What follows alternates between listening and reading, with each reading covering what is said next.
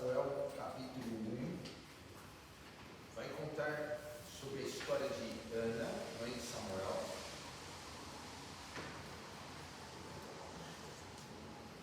Vocês acharam já, irmãos? Acharam? Amém.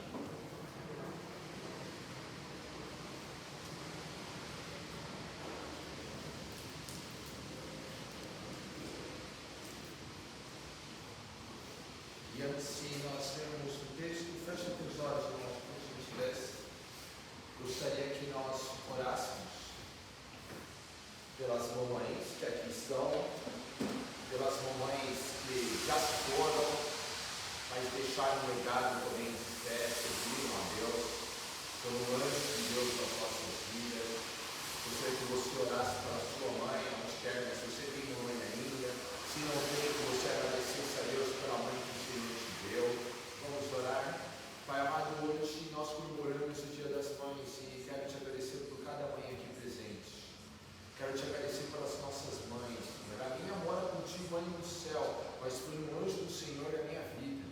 E eu sei, Pai, que o Senhor também deu mães abençoadas, ó Pai, para cada um que aqui está. E nós colocamos, Pai, a vida delas no teu altar. Sei, ó Pai, que tem alguns aqui, alguns irmãos aqui, que já têm a alegria de ver a mãe servindo a Deus. Outros, ó Pai, estão orando para que a mãe venha ter um encontro com o Senhor. E nós nos juntamos à fé deles e clamamos a Ti, Pai, que de fato as nossas mães venham servir ao Senhor, se tornem guerreiras de oração, em nome de Jesus, porque como é bom, Pai, ter uma mãe que te serve, uma mãe que intercede por nós, e nós oramos a Ti, ó Pai, então que haja salvação entrando, ó Pai, na vida de cada família, que em nome de Jesus as mães venham ter um encontro com o Senhor. Te glorificamos, ó Pai, pelas mães aqui presentes, que têm orado pelos seus filhos, têm servido ao Senhor, têm, ó Pai, se dedicado ao Senhor, têm se dedicado à sua família, têm se dedicado à educação dos filhos, têm cuidado do lar, e nós queremos, ó Pai, te glorificar pela vida delas, Pai. São anjos do Senhor que o Senhor tem nos dado, e nós te pedimos, ó Pai, abençoe-as, ó Pai, em nome de Jesus, dê vigor, dê saúde, dê sabedoria, enche o coração delas de amor, renova a força, Pai, em nome de Jesus, e que elas se mantenham firmes em Ti, para a Tua glória, Pai, em nome de Jesus. Amém. Em 1 Samuel 1 vai dizer assim, irmãos: havia certo homem de Ramataim, Zuvita, dos montes de Efraim, chamado Eucana, filho de Jeroão, neto de Eliú e bisneto de Dô, filho de Efraim, Zufi.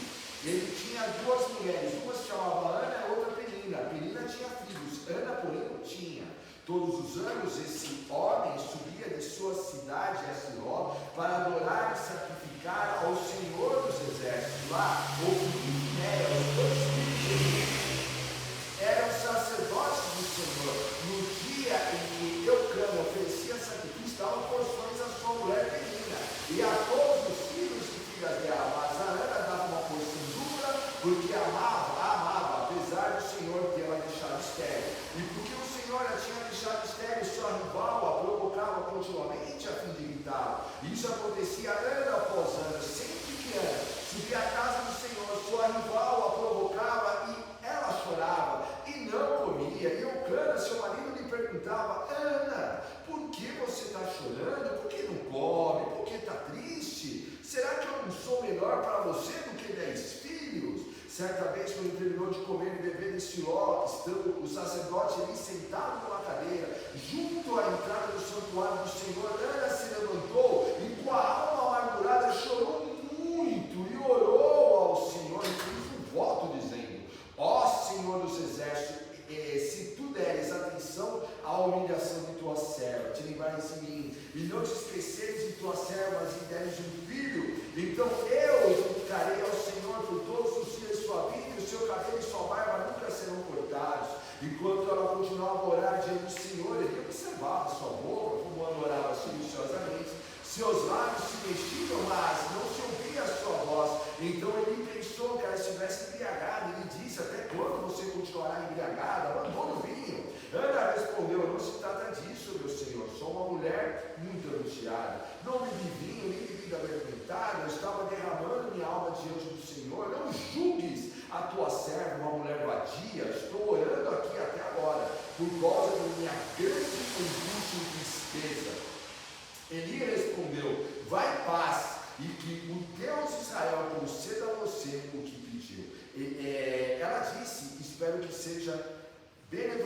com a tua serva. Então ela seguiu o seu caminho, comeu, o seu rosto já não estava mais abatido. Na manhã seguinte eles se levantaram, adoraram o Senhor. Então voltaram para casa em Ramá, e Eucana teve relações com sua mulher Ana, e o Senhor se lembrou dela. E assim Ana engravidou, e no devido tempo deu à luz um filho, e deu o nome de Samuel, dizendo: eu obedi ao Senhor.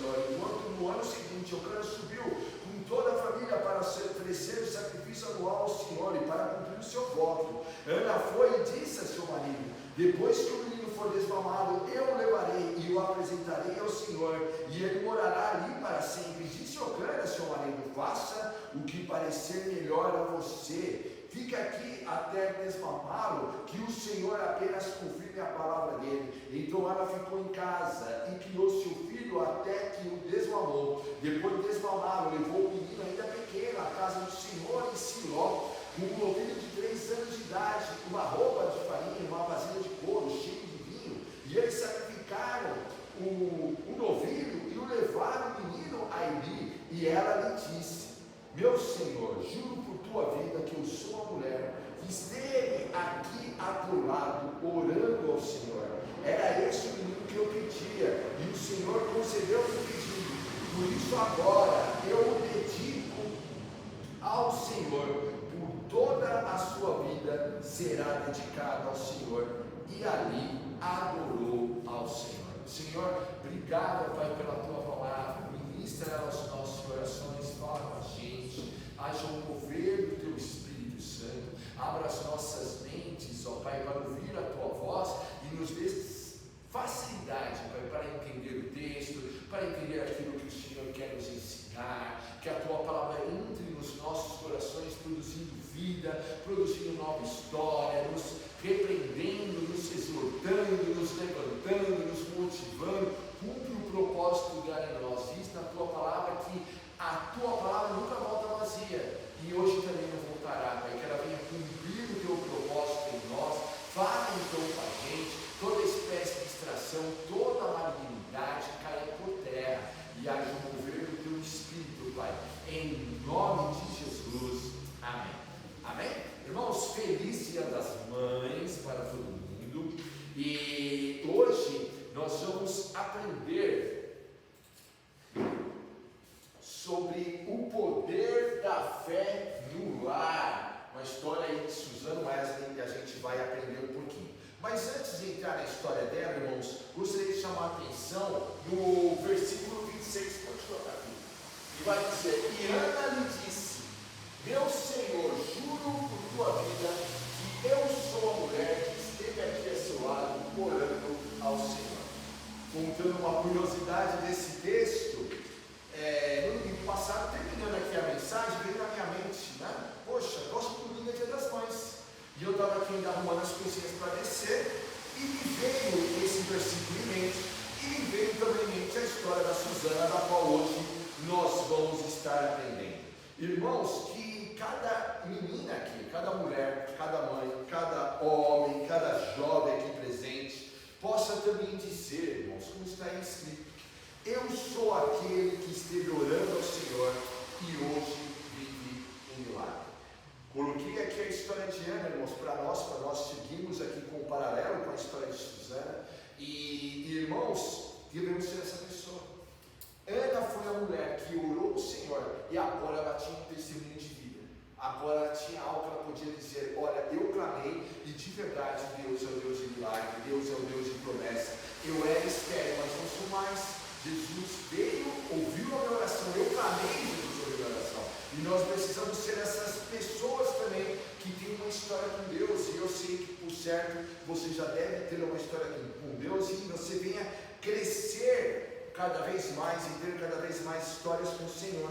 Nós temos diversos exemplos, irmãos, de mulheres que serviram a Deus na Bíblia e também no decorrer da história. Tem muitos exemplos de mulheres que serviram a Deus. E por certo você conhece também alguma mulher, alguém que você olhou e falou assim: olha, esta aqui é uma mulher de oração, essa daqui é uma mulher que está servindo a Deus.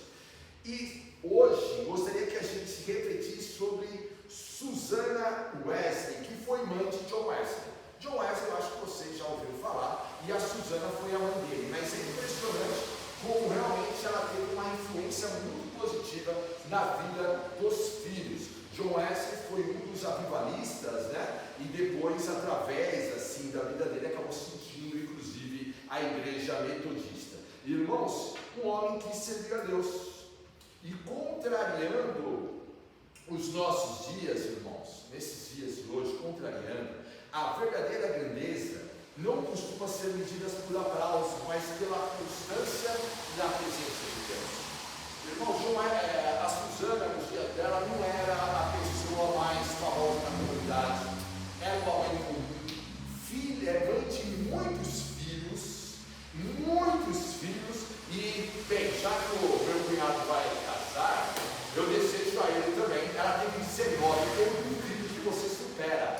Eu duvido, ela está desafiada com a Juliana, superar a Suzana. Irmão, 19 filhos, meu Deus, quando ela teve casado, ela estava grávida também, essa mulher. Porque é impressionante, né? Como ela teve filhos, e era uma mulher assim comum, irmãos, na comunidade, uma mulher simples, pobre na época difícil na Inglaterra, muitos filhos e pouco alimento, né? Pouco dinheiro. Então ela não era pessoa conhecida, não era reconhecida, não era nada disso. Então, contrariando os aplausos, as grandezas, as coisas que hoje é valorizado, essa mulher é uma pessoa tão comum quanto eu e você, irmãos. E eu sei que a gente vê muita gente aí famosa, tá, inclusive no meio gospel, mas tem nós também, irmãos.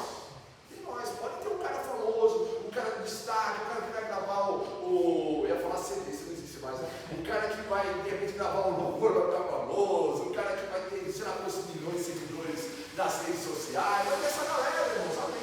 Cada um do seu chamado, e vai ter nós. Pessoas simples como eu e você, mas que também está escrevendo uma história com Deus também, irmãos. A sociedade, muitas vezes a sociedade vai medir o que, irmãos? Nós temos sucesso, mas um sucesso visível. A gente é medido pelos nossos cargos, não é assim? A gente se apresenta assim, não é? Olha, eu sou fulano de tal, meu cargo é tal. A gente é visível pelos títulos, né? Olha, eu fiz essa faculdade, eu fiz essa pós, eu fiz esse doutorado. A gente é medido pelos aplausos. Mas no reino de Deus, irmãos, os maiores heróis da fé, eles não foram muito aplaudidos no dia deles, eles nunca subiram no palco. Grande parte deles, irmãos, em vida, eles foram perseguidos. Eles foram reconhecidos depois, mas quando estava vivo, ninguém dava muito valor. A carne, inclusive, perseguia muitos deles, irmãos. O mundo os perseguia. Então, eles não eram valorizados, não eram aplaudidos, nunca subiram no palco. Eles estavam ocupados demais, dobrando os joelhos em todos os lugares. E como a gente vai aprender hoje, inclusive no chão da cozinha. E orando. Suzana era uma mulher que se ajoelhava no chão da cozinha para orar ao Senhor. Suzana não tinha então seguidores em redes sociais, mas tinha o coração de seus filhos e a atenção dos céus na vida dela. Ela orava e Deus ali respondia. O impacto dessa mulher, dessa mãe, não terminou ali em 1740, quando ela viveu, mas ela ecoa por causa dos filhos dela, a herança dela. O John Wesley, um dos filhos, fundou o metodismo e liderou um dos maiores avivamentos da Inglaterra em seus dias. O irmão dele, Charles, compôs hinos que a igreja canta até hoje, mas são hinos do cantor, tá, irmãos, da harpa, mas até hoje. E tem uma frase, irmãos, que eu acho bem legal. Olha o que John Wesley vai falar, irmãos. Aprendi mais sobre o cristianismo com a minha mãe do que com todos os teólogos da Inglaterra. Olha que desafio para mim, para você e para você, mamãe.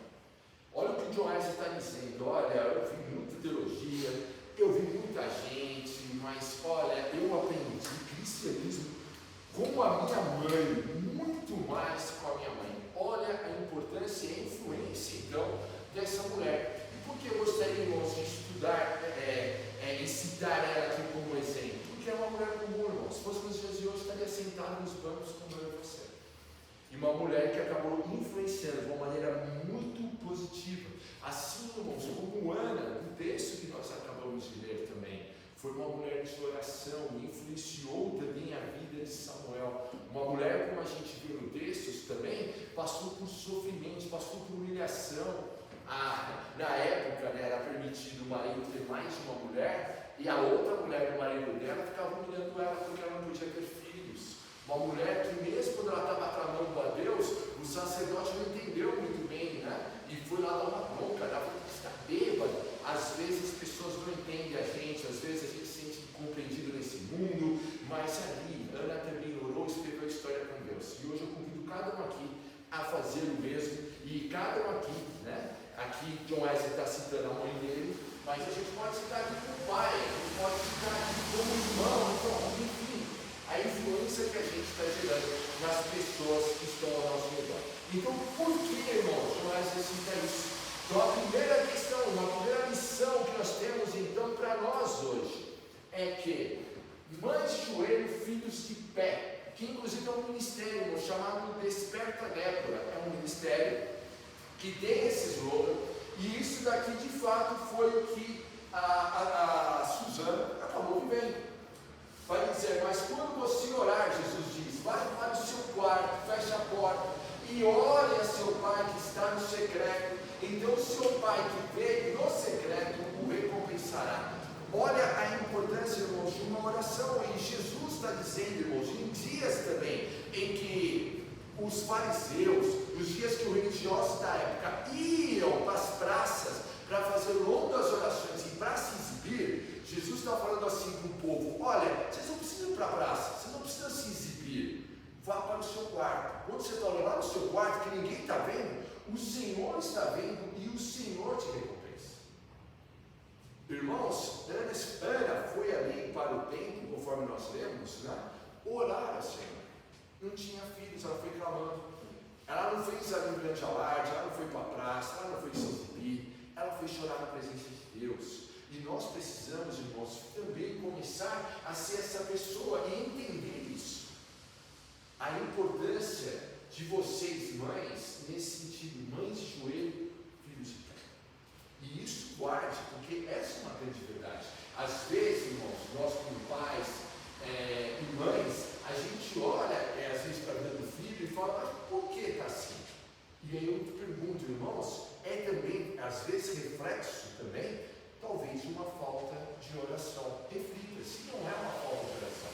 Às vezes a gente está intercedendo muito pouco pela vida dos nossos filhos. Às vezes, irmãos, a gente gasta segundos, minutos só intercedendo pelos nossos filhos e nós queremos resultados grandiosos. Às vezes nós oramos pouco pelas coisas da vida e nós queremos grandes resultados. Irmãos, todo mundo quer resultado. Você concorda? Todo mundo, irmão. Todo mundo quer resultado. Quem quer vitória? Nossa, né? Faz essas perguntas. Quem quer vitória? Eu quero vitória, eu quero isso. Mas tem uma coisa, irmãos, tem uma coisa que não depende de nós. Mas tem coisas que dependem só da gente. O tempo de resposta da sua oração não depende de você, está na mão do Senhor. Se Deus vai, essas questões, está na mão de Deus. Mas tem uma questão que está na sua mão. O tempo que você vai gastar de joelhos orando pela sua família e pelos seus filhos e orando pela sua vida. Isso depende só de você. Acordar, irmãos, 30 minutos antes para orar, antes de ir para o trabalho, depende só de você. Acordar de madrugada para orar, depende só de você. Investir na vida dos seus filhos, depende só de você. Tem coisa, irmãos, só depende de nós. E aqui fica então um conselho para nós. Mães de joelhos, filhos de pé. Pegando ela como exemplo ainda, Suzana enfrentava uma rotina exaustiva. 19 filhos. Você imagina, irmãos, você sabe que tem coisa que só vocês fazem, mãe. Agora você imagina que tinha coral na casa. Imagina, não era um filho falando mãe, era um monte falando mãe. Mãe, imagina, um coro. Eu não sei como é a rotina da sua casa, mas eu vou falar da minha casa, inclusive quando eu estava na casa dos meus pais. Não é assim? O filhão está no sofá, olha, o Pedro, tenho certeza que ele faz isso. Está lá no sofá, a mãe dele está correndo para lá e para cá, mas ele fala o quê? Mãe, traz uma água, leite, não é? Eu tenho certeza, não está falando não, está com vergonha, eu tenho certeza, e então eu falava, minha mãe falava assim, filho, mas você não vai pegar e falar assim, mãe, quando a senhora faz é tão mais gostoso. Não tem uma mãe que resiste a essa frase, não é que é meus filhos, não tem uma mãe, ela sempre cai, elas vão, então tá bom, eu vou fazer, e não adianta, o pai está do lado no sofá fazendo nada. mas tem coisa que só a mãe faz. Agora você imagina aqui, irmãos, 19 filhos, o coro que era. Mãe, e tal. Imagina também, né? Olha fulano, olha Beltrano, uma criança, imagina. Então, mesmo tendo essa rotina exaustiva, imagina que ela precisava arrumar a casa, ela precisava fazer comida para uma tropa, né? Imagina. E não tinha pior, né? Ela estava em pobreza na Inglaterra, e ela precisava fazer, irmãos. Então, apesar da rotina exaustiva dela, apesar das crises financeiras que eles viviam na época, apesar da falta de tempo que ela tinha, porque faltava tempo, né? 19 filhos, faltava tempo, mas ela usou isso como desculpa. Eu sei, irmãos, cada um de nós tem também rotinas que exigem da gente, mas às vezes, irmãos, a gente coloca como desculpa e a gente acaba, então, às vezes, assim, deixando de fazer, mas fala, não, mas Deus sabe, irmãos, que às vezes a gente não está, a gente está deixando ali a preguiça ganhar forma. Uma questão que o Lucas leu no Provérbios 31, que é bem legal. Você já parou a pensar que aquela mulher não dorme no Provérbios 31? Não, cara. Ela acorda de madrugada, ela faz não sei o quê, ela negocia, né? Ela sai para negociar coisas, ela faz sei lá o quê. Por isso que eu elogiei essa mulher, irmãos, e ela conseguia. O texto vai dizer assim: essa mulher teme ao Senhor e por isso ela será louvada. E esse deve ser também, irmãos, os nossos alvos. Agora, qual era uma questão muito curiosa? Imagina, irmãos, que com 19 filhos, a Suzana ela tinha um combinado com os filhos dela, que aí era um combinado inegociável. Quando a mamãe pegava o avental, colocava o avental e ajoelhava na caixinha, o filho não podia falar com ela. E o filho já percebeu. Eu ia colocar, mas não passa na minha cabeça. E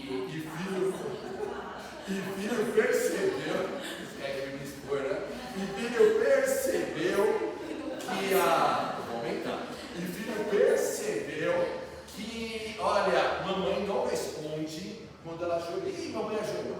E eu fico imaginando, irmãos, a quantidade de vezes que ela ajoelhava, até mesmo para ter paz, né? De boa, né, cara? Eu vou ajoelhar aqui para ter um pouquinho de paz, vou orar. E você imagina que ela então, acho que agora talvez, ela aí passou raspando, mas passou. E aí você imagina que ela colocava então um avental, irmãos, ajoelhava, tinha lá o cantinho dela simbolizado aqui pela cadeira, e irmãos, e orava. E ela clamava diversas vezes por dia. Eu fico imaginando, irmãos, na prática, ela ia cozinhar, ela olhava, essa matemática não bate, tem muito filho, pouco alimento.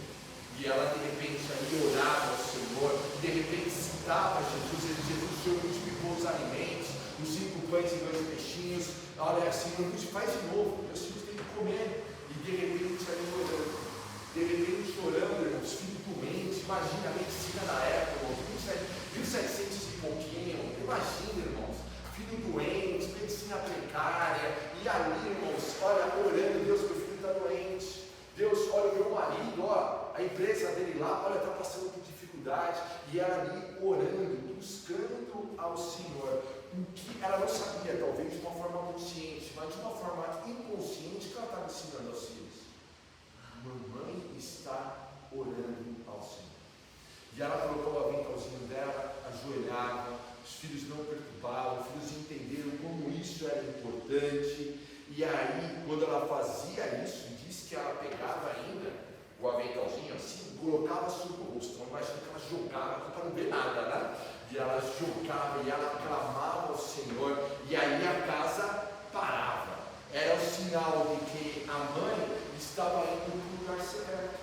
E a mãe está intercedendo por nós. E o filho, de repente, se Suzana orava em voz alta, o filho ficava prestando atenção, né? Mas você está orando nessa oração, sim ou não? Ele ficava lá, orou por mim, minha mãe orou por mim, tem 19, não podia errar o amém, imagina? Hoje mamãe não orou por mim, é problemático.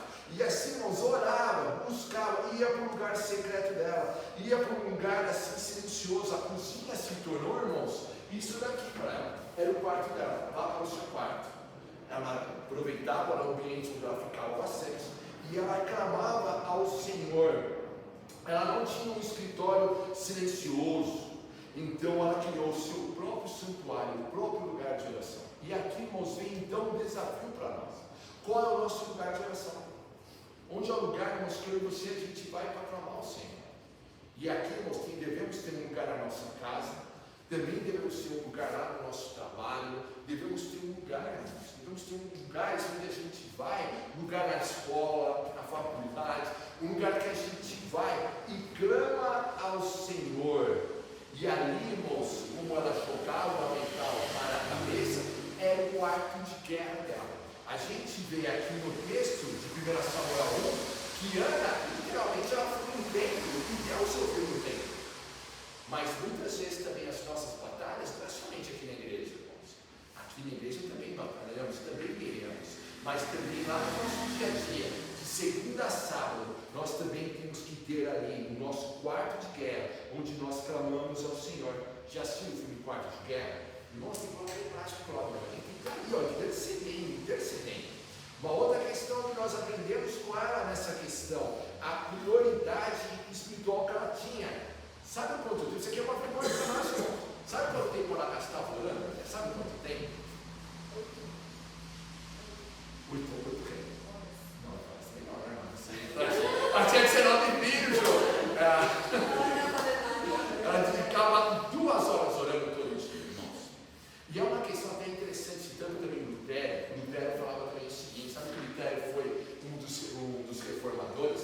E ele falava o seguinte, né? Hoje eu tenho tanta coisa para resolver que eu tenho que acordar 2 horas antes para clamar ao Senhor.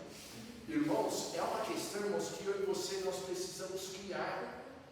Aqui eu sei 2 horas, se a gente ora 2 minutos, 2 horas, está muito distante. Mas que tal hoje, nessa semana, a gente colocar como meta de sair dos 2 minutos e ir para 10? Porque depois dos 10 você vai para os 30, por exemplo. Depois dos 30 você vai aumentando isso. Porque, irmãos, 19 filhos versus 2 horas, se parar para pensar, não é nem tantos minutos por cada filho, né? Porque ela tem um filho e ela vem clamando. Mas eu e você, irmãos, a gente precisa criar essa atmosfera espiritual. 2 horas diárias. Em 1 Tessalonicenses vai dizer para nós: orai sem cessar. Paulo chega a essa conclusão de que eu e você nós precisamos orar. Irmãos, muitas vezes o que está faltando na nossa vida é a oração, é a gente interceder, é a gente clamar. Mamãe, como anda isso? Suzana entendia o seguinte, pode colocar a frase, por favor.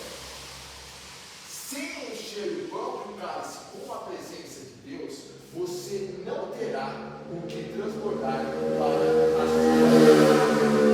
a sua família. Lá em Efésios 18, vai dizer que eu e você, nós precisamos ser cheios do Espírito Santo. O que ela entendia? Eu preciso estar cheio da presença de Deus para transbordar. Irmãos, às vezes nós queremos compartilhar. A gente quer que cada familiar nosso sirva a Deus, não é verdade? A questão é, irmãos, qual é o nosso desafio? Isso tem que transbordar de nós. Se não transborda, irmãos, sabe o que acaba virando? E vira mesmo, tem os meus filhos, né?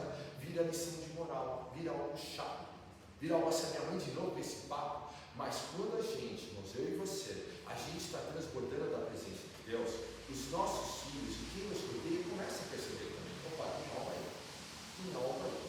Então, irmãos, eu e você, sem encher o próprio cálice, né, isso é a nossa vida com a presença de Deus, não tem como transbordar, não tem como a nossa família, olha, vai todo mundo, né, não existe. Não tem como você esperar que vai chegar no teu quarto, o teu filho vai estar orando, flutuando nas nuvens lá, se não está vendo a gente orar também. Então, olha como isso é importante. Então, qual a lição aqui nesse primeiro tópico? Sua oração é o escudo que protege seus filhos, onde seus braços não alcançam. Irmãos, até anos atrás, assim, né, os degraus da vida, né? Eu lembro a primeira vez quando a gente foi levar a Gabi na escola, aí fui eu e a Edith. Lembra quando vocês foram levar os seus filhos? E eu pensei comigo, ela vai chorar, né? Ela vai querer, ela vai voltar para os nossos braços, que nada, irmãos. Tu olhou ali para trás, né, minha? Pegou assim a mochila, feliz e contente. A gente imaginava que talvez o Lucas redimisse essa situação. Foi a mesma coisa. Pegou, nem olhou para trás, foi feliz e contente para a escola.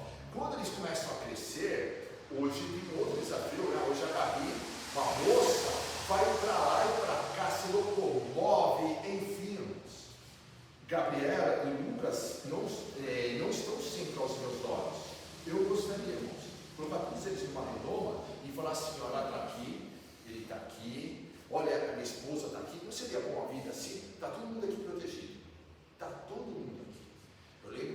ainda estava vivo, nós tínhamos um aplicativo onde mostra onde cada um está.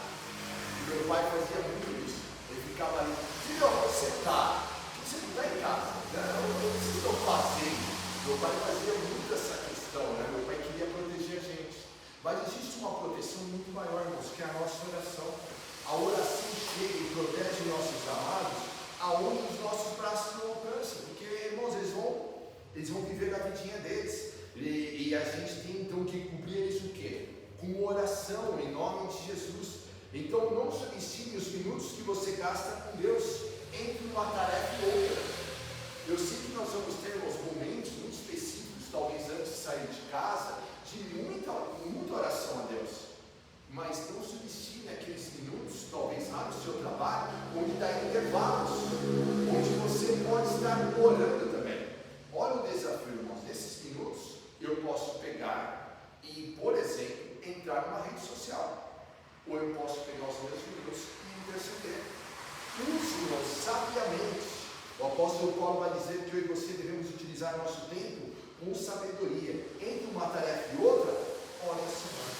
Eu fico imaginando, irmãos, que entre uma tarefa e outra, a mãe aqui de John Wesley, a Suzana, ela ali intercedendo ao Senhor, clamando ao Senhor. E eu imagino que Ana, irmãos, quando Samuel já foi ali consagrado, já ia ficar ali com Eli, quantas e quantas vezes Ana na casa dela intercedendo pelo filho dela. Por isso que o filho dela se tornou o que se tornou, né? Um dos juízes ali de Israel.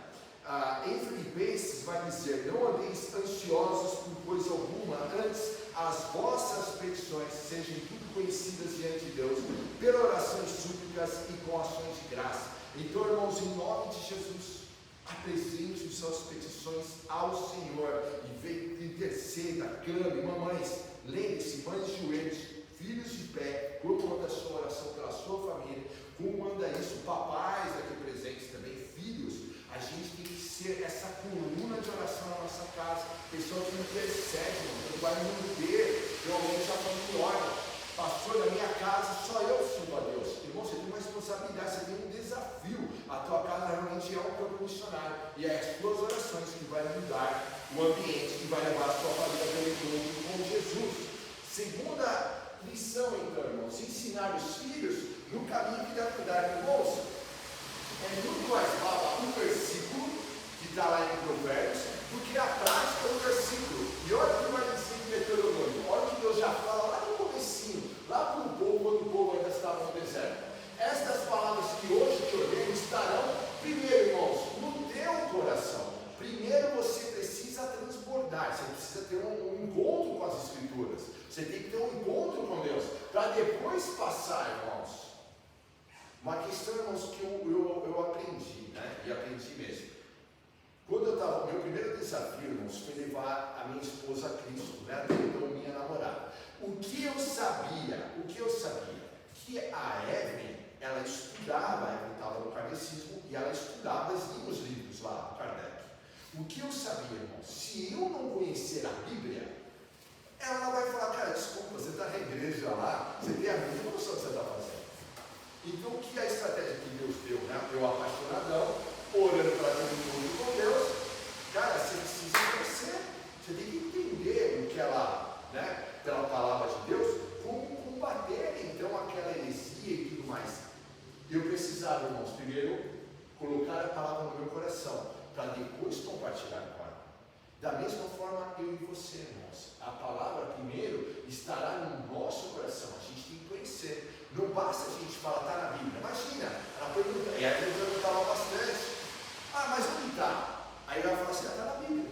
Às vezes o Lucas pergunta, o Gabi pergunta. Ontem a gente criou uma polêmica gostosa no carro sobre. Você sabia, irmãos, que no seu nome está escrito numa pedrinha branca?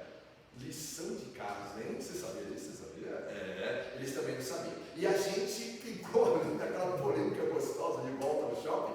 E, irmãos, primeiro tem que transbordar, porque às vezes eles vão fazer perguntas.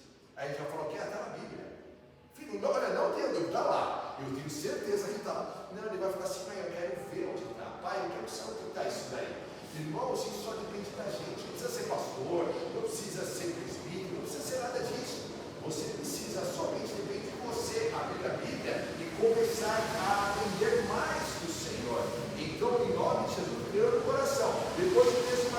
aí você vai incutir a teus filhos, e delas falarás sentado em tua casa, andando pelo caminho, ao deitar, ao levantar. Deus está falando assim, pô, olha cara, deu oportunidade, Bíblia nele.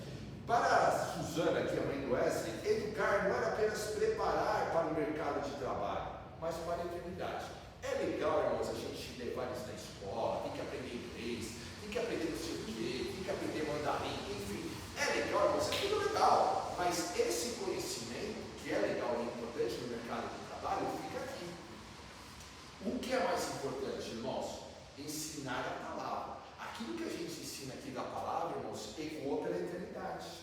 E é isso que a gente precisa ensinar para eles. Como viver o Evangelho na prática. Esse é o nosso maior desafio. Ensinar os filhos no caminho que deve andar. Andar no caminho da retidão, da honestidade, do perdão e do amor. Amém. Mas andar aqui no caminho, isso é, conhecer a Deus, ter um encontro com Jesus, andar pela fé, conhecer a Bíblia, para conhecer as promessas, para aprender a guerrear, para vencer, irmãos, em nome de Jesus.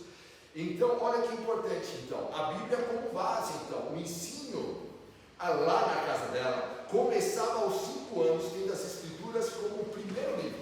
Lembre-se, na época a escola não era como é hoje. Hoje a gente terceiriza as crianças, né? Então até citei a questão dos meus filhos, mas quando pegou lá os 5 anos e tal, vamos lá, Gabizinha, opa, já cresceu, você tem que ir para a escola. Mesma coisa aconteceu com o Lucas, né? E eles estão ainda aprendendo. Antigamente não era assim, era muito comum também os filhos aprenderem em casa. Como ela alfabetizava os filhos? Com a Bíblia. Por quê, irmãos? Uma estratégia que Deus deu para ela, e ela desta forma, ela começou ali então, ela iniciava os filhos, né, na palavra de Deus. Então você imagina ela ensinando lá o ABC e colocando lá como exemplo os versículos da palavra. Por quê? Qual era a estratégia dela? Viver aquilo que está em Provérbios 22:6. Ensina a criança no caminho que deve andar, e ainda quando velho, não se desviará dele. Outra estratégia que ela tinha, bem legal, irmãos, o investimento 1 a 1. E me chama a atenção, irmãos, porque assim, quando você tem um filho ou 2, o investimento 1 a 1 é uma coisa. D19, irmãos, olha, não sei, hein? Essa mulher, não, fala sério, né? A gente encontrava o senhor e fala assim, cara, como você fazia isso, mano? Você, olha, irmão, sensacional. 19, você fazia isso, sensacional. 1 a 1, mesmo com uma casa cheia, Suzana separava 1 hora por semana para cada filho individualmente. Olha que legal, irmãos. É legal mesmo, eu fiquei pensando, apanhando aqui nesse sentido, e eu fiquei pensando, o que mais legal, irmãos, ela resolvia, ela não queria apenas que eles fossem educados, ela queria que eles conhecessem a Deus. Então não era uma questão só, ô filho, acomoda os seus sentimentos, não era somente isso, mas também entender se eles estavam, como estava o relacionamento deles com Deus. Eu vi hoje, estava assistindo, a Eva acabou assistindo até o final, né?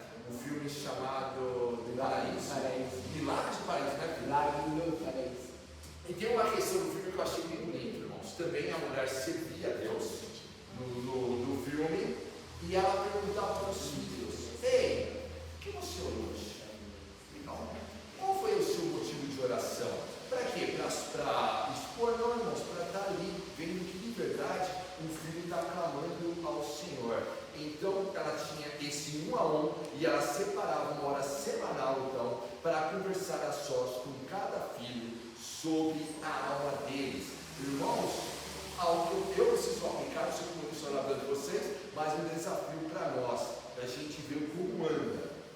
Mais do que bens materiais, então, como lição, o maior presente que você dá aos seus filhos é a nossa presença, a sua presença, mas também o ensino espiritual. E aí você vai estar plantando sementes que florescem por gerações. Coloca a frase, por gentileza, filho. A maior herança que você pode deixar para os seus filhos e para a sua família é o legado da sua fé. João 13,15, Jesus vai falar: eu os ensinei o caminho, agora vocês devem seguir o meu exemplo. Irmãos, a maior herança. É legal, irmãos, a gente deixar um legado como material, uma casa, uma condição financeira boa, um seguro de vida, enfim, tudo isso é legal, eu acho que é legal. Vai facilitar a vida deles? Vai facilitar. Mas se nós queremos que a nossa fé venha passar por gerações, isto é, se eu quero que a minha fé não morra aqui, mas que a minha fé vá para a Gabi e para o Lucas. E da Gabi e Lucas vá também para os filhos deles e os filhos dos filhos dele. O maior legado que eu tenho que ter, deixar para eles, é a minha fé. Por quê, irmãos? Porque senão, se a gente não fizer isso muito bem, irmãos, pobre acaba morrendo em nós. Algo muito comum, irmãos, eu falo porque estou na igreja há mais de 40 anos, algo muito comum é que muitas vezes o pai, a mãe é no círculo de oração, aquela mulher do povo, muito usada por Deus, o pai talvez era um diácono, um pastor, muito usado por Deus, mas parece que às vezes há uma falha em transmitir a mesma fé para o filho, e aí parece que acaba quebrando, sabe, uma sequência que deveria ter permanecido. Então, irmãos, olha o desafio para mim e para você. A maior herança é a sua fé, e eu sei, então, temos que estar firmes nisso, ensinando, então, nossos filhos no caminho que deve andar. Terceiro, então, irmãos, uma fé também que vai sobreviver ao fogo. Em Isaías 40:31 vai dizer: mas os que esperam no Senhor renovarão as suas forças, subirão com asas como águias, correrão e não se cansarão, caminharão e não se fatigarão. Os que esperam no Senhor têm as suas forças renovadas. E uma fé que sobrevive ao fogo. Irmãos, vimos um texto de Ana, irmãos, que ela foi provada, não é? Ana não podia ter filhos, foi humilhada, foi incompreendida nas orações dela, mas o Senhor, a gente vê aqui também, que na vida da Susana ela também teve dificuldades. A vida dela foi marcada por tragédias, como luto, pobreza, mas também incêndio. E nessa questão do incêndio é bem interessante. Uma certa oportunidade, a casa dela pegou fogo. Você imagina, né, irmão? Já é uma situação de pobreza, né? E ainda por cima a casa dela pegou fogo. E quando pegou ali fogo, você imagina que ela tem 19 filhos para resgatar. Mas nisso daí teve uma pequena falha. Um deles, chamado João, ele estava no quarto superior. E ali, irmãos, ele meio que, vamos assim dizer, né? Ele ficou no quarto superior. E aí, graças a Deus, perceberam onde está. Começa a recontar. Imagina o desespero, né? 1, 2, 3, 4, as crianças chorando. Imagina, irmão. Deve ser uma loucura. Percebeu-se, cadê o João? Cadê o João? Ah, o João acho que ficou lá dentro. Imagina o desespero, irmão. E nesse desespero, conseguem entrar, alguns jovens conseguiram entrar e conseguiram salvar ele.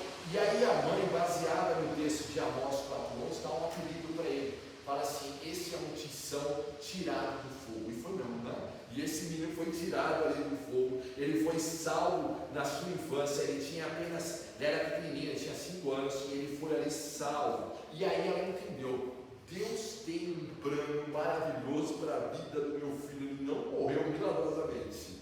E ela não apenas, irmãos, o criou, mas preparou ela para viver o destino, isto é, aquilo que Deus tinha para a vida dela. Ela viu que Deus havia poupado aquela criança, que o Senhor tinha planos maravilhosos para a vida dele. E aqui, irmãos, é uma questão para nós, mas também para os nossos filhos.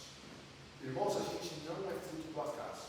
Deus tem plano para a sua vida e Deus tem plano para a vida dos seus filhos.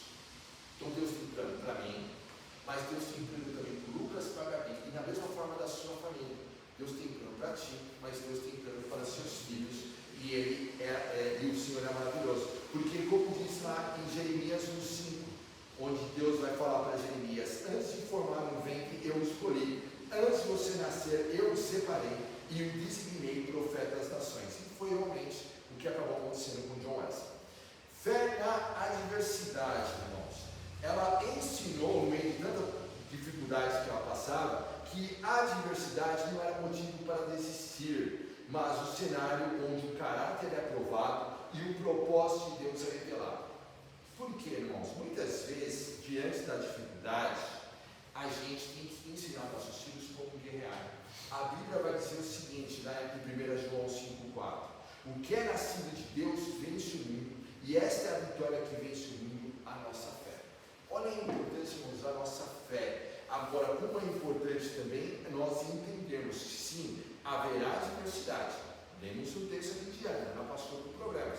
Vemos também na vida aqui da Susana, apesar de ser uma mulher que orava na cozinha, orava, intercedia 2 horas, mesmo assim a casa dela pegou fogo, irmãos.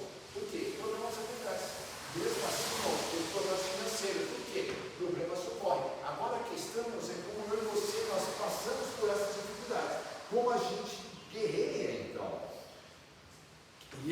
você, irmãos, precisamos então aprender a ser exemplos nos dias da nossa aflição.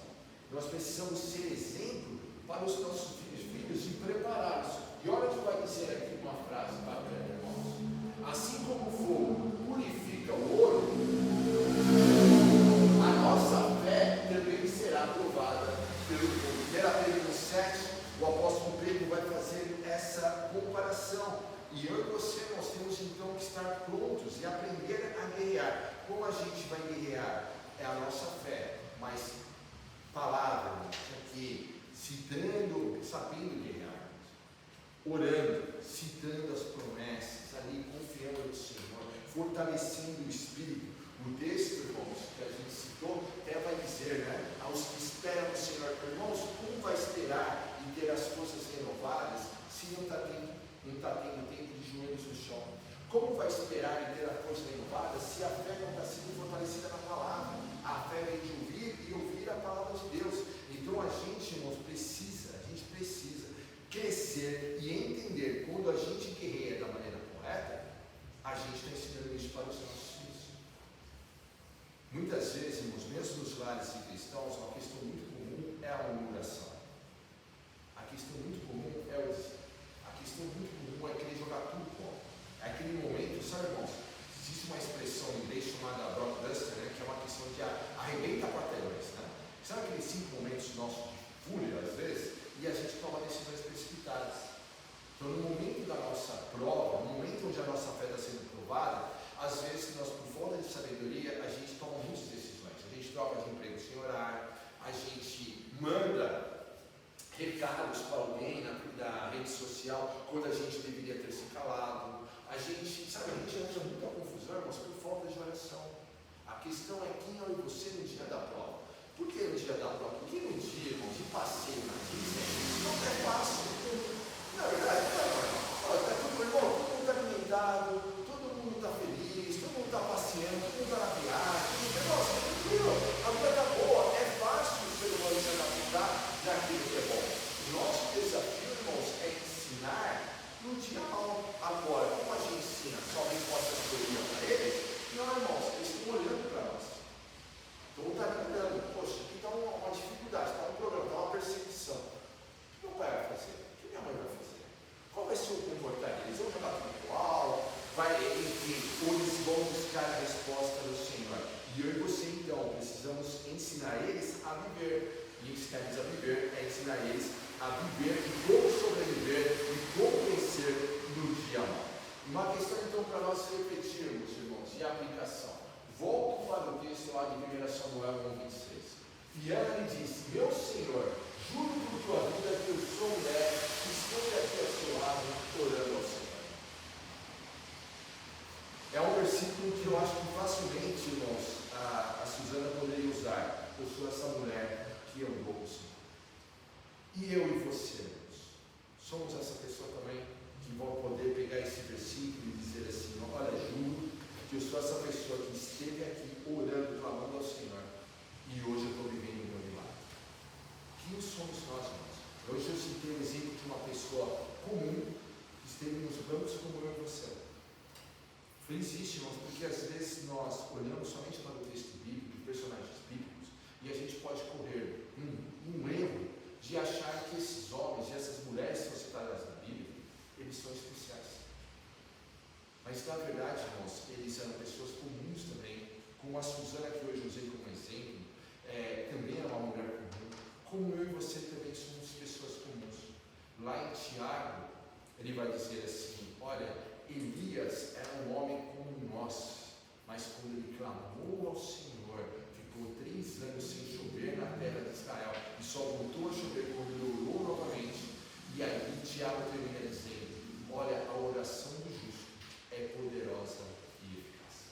As nossas orações, pessoas comuns, eu e você, quando a gente dobra o nosso joelho, quando a gente dedica um tempo para caminhar com Deus, quando a gente traz o reino de Deus para a nossa casa, quando a gente traz o reino de Deus para a nossa vida, as situações são transformadas. E aqui, irmãos, poderemos dizer isso, quando a gente chegar, irmãos, lá no céu, a gente vai poder dizer isso. vai virar ali, né? Fica imaginando o diabo, né? Você encontrou ali alguém no céu e tal, né? E aí você vai falar assim, olha, eu caminhei com Deus ali na terra e eu deixei um legado, os meus filhos estão ali servindo. Hoje é impossível, né? Eu não lembrar da minha mamãe, que hoje mora no céu, mas eu fico imaginando hoje, de repente, né? Ela olhando e falando assim, olha, eu juro pela minha vida, que eu orei pela vida do Renato e do Ricardo, meu irmão, e eles estão servindo a Deus. Eu juro que pela minha vida, olha, eu deixei um legado lá, e hoje essa fé, ela se espalhou ali pela família, hoje também está na vida dos meus netos, e eles estão servindo a Deus. Irmãos, é algo para eu e você, irmãos, deixarmos também. Somos perfeitos? Não, irmãos, Suzana não era perfeita, minha mãe não era perfeita, Ana não era perfeita, mas mesmo ali, sendo pessoas comuns, serviram ao Senhor. O mundo, irmãos, pode não conhecer o seu nome hoje, mas Deus vê a sua fidelidade nas pequenas coisas. E diga, irmãos, talvez você vai passar essa vida, irmão, e não vai se tornar a pessoa mais conhecida do mundo. Não vai ter grandes seguidores. A maioria não terá. A maioria, mais de 90% não vai passar de uma forma comum nessa vida. Mas Deus vê a nossa fidelidade nas pequenas coisas. A palavra de Deus, Jesus vai falar, ser fiel no pouco. O seu lar, irmãos, então, é a sua missão. Eu sei que é muito legal nós ouvir, né, testemunho de quem foi para a África, foi para tal lugar, o cara está mirando, no meio da guerra, no meio da confusão, e é tudo muito bonito isso, né, irmãos? Eu acho muito legal. Mas, irmãos, nossa primeira missão é a nossa casa. Antes de querer mudar o mundo, cuide do altar da sua casa como do seu lar. Lembre-se, o seu lar é o seu primeiro campo missionário. Por isso, irmãos, que a questão bíblica, o apóstolo Paulo vai dizer ali em Tito, e também para Timóteo, olha, os que vão se tornar pastores, presbíteros, diáconos, eles têm que governar bem a sua casa. Isto é, em primeiro lugar, a casa do cara tem que ser um campo missionário, ele tem que aplicar na casa dele, aí ele aplica na igreja. Outra questão, irmãos, mãe de joelho, filho de pé, criar rotinas de oração e estudo gera raízes que nenhuma tempestade arranca. Ali, irmãos, é oração, é o compartilhar a nossa fé, é realmente incentivar, irmãos, os nossos filhos a estar. Falo para ti como um jovem que esteve nos bancos, irmãos, e viveu também momentos muito legais dentro da igreja, momentos difíceis, momentos de se sentir muito acolhido, momentos de não se sentir acolhido, enfim, irmãos. Mas da mesma forma que minha mãe ia me perseverar, não, filho, não pode existir, vamos lá, ajuda a mamãe, vamos lá, tal. A gente tem, minha mãe tinha como objetivo de levar o meu pai a ter um encontro com Deus. A gente tem que estar ali, ó, firme, irmãos, ali, incentivando realmente nossos filhos e orando por eles. E no investimento eterno, muito gasto ensinando o filho, é a semente de um avivamento futuro, já está ali, irmãos. E tanta gente. Uma vez, irmãos, eu vi até um testemunho, né, de um jovem, e no culto de jovens, né, ele estava testemunhando, a gente fazia parte ali da igreja de estágio, e ele falou assim, nossa, a primeira ideia que eu participei foi nessa igreja, onde eu decorei meu primeiro versículo. Às vezes, irmãos, a criança está, e a gente pensa, não está captando nada, né, acho que só está lá, mas pelo contrário, às vezes está captando tudo, e a gente está ali semeando, continue a semear, que a gente vai colher. Então vamos lá, uma mensagem direta ao coração das mamães. Para uma mãe cansada, talvez você está aí cansada, está ali, Senhor, posso devolver esse meu filho? Acho que ele pegou muito. Suzana também se sentiu aí exausta, mas ela sabia que a força dela vinha do alto e que o Senhor renova as suas forças. Há momentos, mamães, aqui todo mundo aqui está, há momentos, né, de sentir-se exausta, está difícil. Está chorando como uma alma do texto, está chorando, o marido querendo consolar, mas nada consolava ela, está ali chorando. Mas o Senhor é o nosso consolo. Para a mãe que ora por um filho distante, né? Lembre-se aqui, da mesma forma que a Suzana orou e o filho dela, ela não sabia que o filho dela ia se tornar. O filho dela se tornou o maior evangelista, mas também um dos maiores avivalistas da história. A gente não sabe. Eu fico imaginando, a gente olha para os nossos filhos e a gente não sabe para onde Deus vai levar.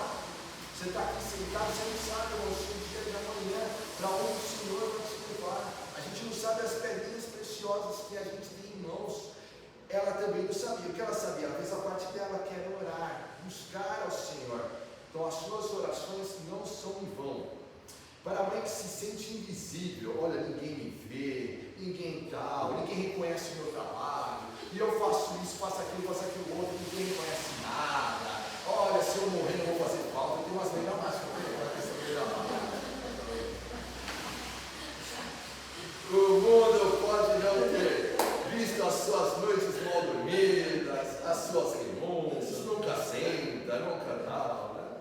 Mas Deus escreve a sua história, né? O seu púlpito é o seu lar e o seu impacto é eterno. Não precisa subir aqui, irmãos. Você está lá na sua casa todos os dias, pregando a Deus, pregando a palavra de Deus através do seu amor, do seu trabalho, do seu cuidado, das suas orações, enfim, você está ali pregando ao Senhor. E aí, irmãos, tem uma frase, então. Eu coloquei uma frase? Não coloquei. Mas existe a frase. Volta na primeira frase, filha, que vai dizer da frase do John Wesley, que vai dizer para a mãe dele. Assim como John Wesley disse que aprendeu mais com sua mãe do que com os teólogos, que seus filhos também possam dizer isso.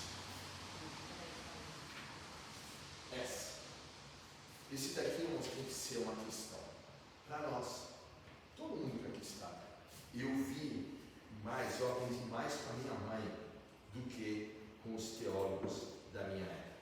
Eu vi Jesus na vida da minha mãe. E isso tem que ser, irmãos. Eu vi Jesus na vida do meu pai, eu vi Jesus na vida do meu avô, na vida do meu tio. E eu gostaria que a gente fizesse aqui uma questão. Eu vou mandar depois para você um desafio. Anote aí o desafio. E o desafio é o seguinte: o que eu aprendi sobre Deus com a minha mãe? Você aprendeu? Eu aprendi um monte de coisa com a minha mãe. Um monte. Eu fui conversando com o meu irmão, sabe? Eu falei, nossa, nós aprendemos com ela, né? E o que você aprendeu sobre Deus com a sua mãe? E eu gostaria que você enviasse para ela. Eu aprendi com a minha mãe sobre Deus. E você enviasse para sua mamãe. E como vai dizer lá em Provérbios 31, 28 e 29, nesse dia das mães, né? Que o seu legado, mamãe, venha a transcender gerações, que a sua família e seus filhos possam dizer, conforme o texto de Provérbios que nós lemos: muitas mulheres são exemplares, mas você a todas supera. Vamos fechar os olhos? Fique de pé, por gentileza. Vamos orar ao Senhor.